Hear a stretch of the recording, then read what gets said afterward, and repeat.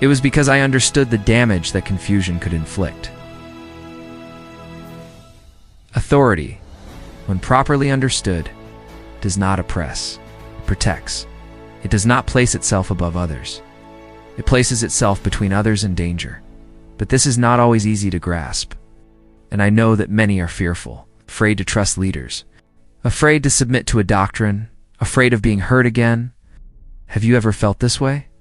Have you ever been hesitant to genuinely engage with faith because someone who spoke in God's name wounded you, manipulated you, or judged you? Have you ever distanced yourself from a community because you could no longer endure hypocrisy disguised as holiness? It is understandable. And honestly, it is justified. But here's the truth. The fact that some destroy the meaning of spiritual authority does not mean that authority itself is evil. It merely signifies that it was misused. My era, this was already happening. The heresy of Gnosticism thrived because each master created his own truth. Each claimed to have received an exclusive revelation from Christ that no one else knew. And how could one dispute someone who claimed Jesus spoke to him in secret? This is why I mounted a strong defense.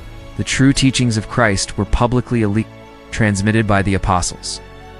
There were no secrets, no hidden codes. They preached what they saw, what they heard, what they experienced. And this is what they conveyed to the church.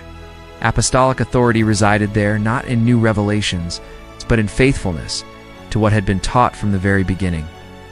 I knew Polycarp. He knew John, and John knew Jesus.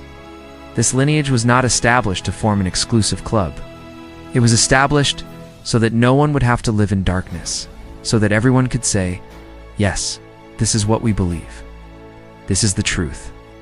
Today, centuries later, this question still burns in many hearts. For in times of too many voices, too many doctrines, too many spiritual influencers, how does one know whom to trust?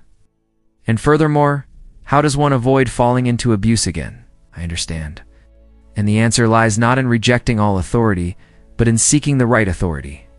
The authority that liberates is not one that instills fear, is one that teaches with clarity, that invites repentance with love, that confronts error without crushing the sinner.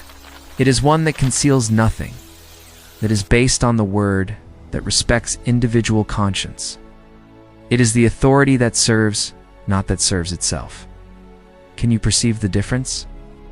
In my time, the bishops who guarded the faith did not possess palaces or political influence.